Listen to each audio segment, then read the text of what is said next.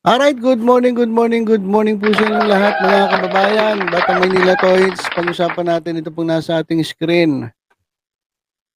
Sinabihan na naman ni Salvador Panelo na sinungaling itong si Harry Roque.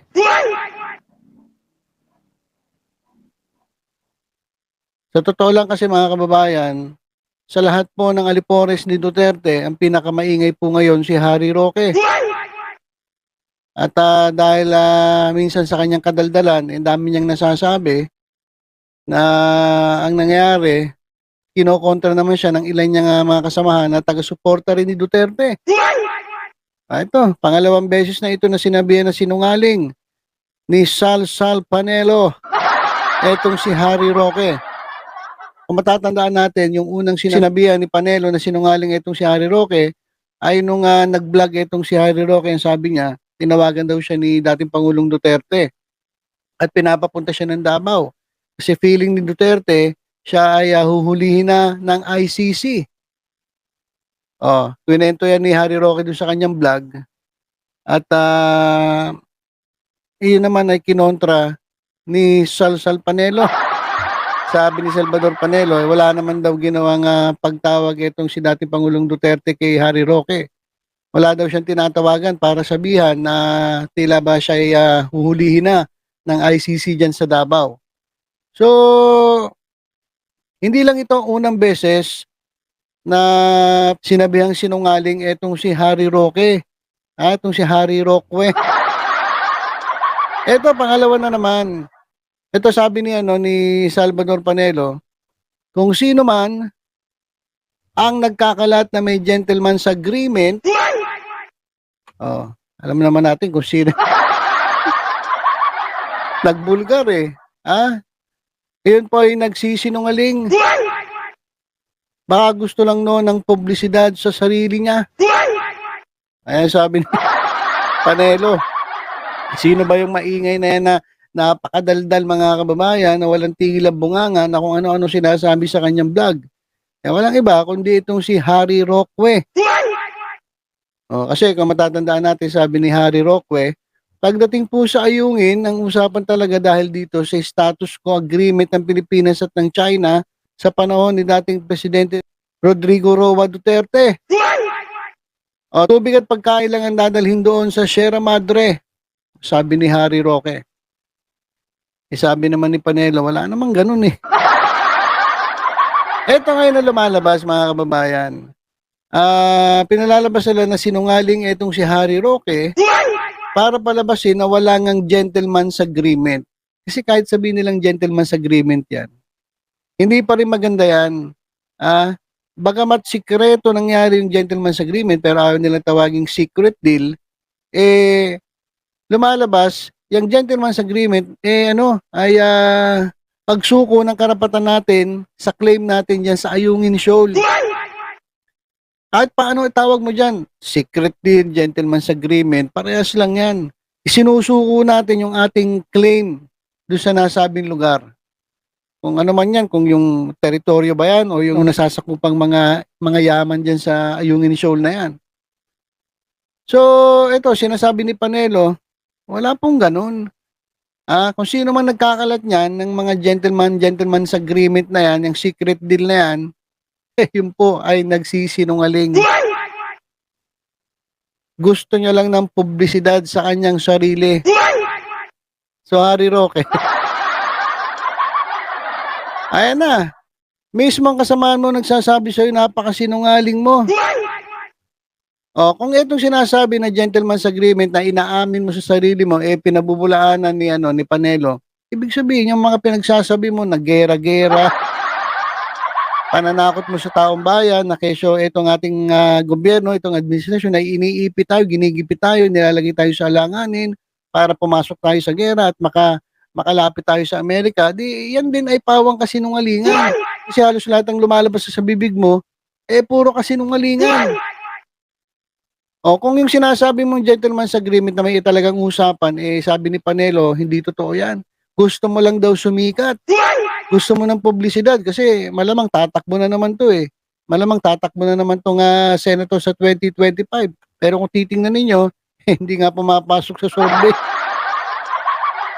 'Di ba? Hindi nga pumapasok sa survey kasi sa totoo lang yung mga ganitong klaseng mga ano, mga kandidato na napakaingay at halatang-halata mo na hindi ang, interes ng bayan ang iniisip, wala po itong kapana-panalo sa totoo lang. Wala sa tingin ko hindi ito mananalo. Walang maniniwala dito kay Harry Roque, lalong-lalo na ngayon, mismo yang kasamahan niya na si Sal Panelo, oh, sinasabi na, "Naku sinungaling ka Roque." So sila mismo ay, nag-aaway-away. Sabi nga ni ano, nitong kababayan natin, sabi ko na kayo kayo rin ang mag-aaway pagdating ng panahon. DDS versus Pulangaw, Unity versus Unity, Unitae na ngayon. Oh, huli na ang pagtatakip ninyo, dapat imbestigahan. Digong, Roque, Cayetano. O yan. Oh. At ito, tingnan nyo, ayan nasa ating screen. Yan daw ay gentleman's agreement. Ayun si Ninong. Andito sa bandang kaliwa, si Vice President Sara Duterte. Sa bandang kanan, yan po si Rodrigo Duterte. At itong nasa gitna, si Xi Jinping. Ang presidente po ng China. Yan daw, gentleman's agreement, sabi ng ating mga kababayan. So, yan po. Mismong si Panelo na nagsasabi na itong si Harry Roque ay sinungaling. Kaya sabi ko sa inyo mga kababayan, wag po kayong basta-basta maniniwala sa vlogger na ito. Vlogger na ito mga kababayan eh. Parang parang nakikita natin parang hindi na abogado yung dating eh. Magaling siya magsalita, syempre abogado eh. Pero halatang-halata mo na naging vlogger na siya ni Duterte. Parang banat bay na lang yung mga banat na ito eh. Na may personal na din sa mga personalidad. Kasi 'di ba pag abogado ka dapat medyo yung salita mo medyo kahit papaano iniingatan mo kasi abogado ka eh. Pero sa mga banat niya ngayon, sa totoo lang sa administrasyon, parang vlogger na lang eh. Parang DDS vlogger na eh. Hindi mo na makikita yung yung pagiging abogado. Parang minsan yung katulad ni nung sinabi ni nung byuda ni Governor Digamo kay tawag dito, kay attorney yung attorney ni Tebes, na minsan nagsasalita na sila ng hindi maganda na hindi dapat sinasabi o kakitaan sa isang abogado. Kasi abogado ka eh. Bit-bit mo yung attorney, attorney Harry Roque, attorney sino ka man. Bit-bit mo yung attorney kasi pag sinabing attorney, kagalang-galang ka dapat, pero sa mga lumalabas sa bunganga ngayon ni Harry Roque, wala, vlogger ang dating. Kasi minsan vlogger, wala na ring tigil ang bunganga di ba? Minsan sobra, may mga vlogger nga dyan, mura ng mura eh.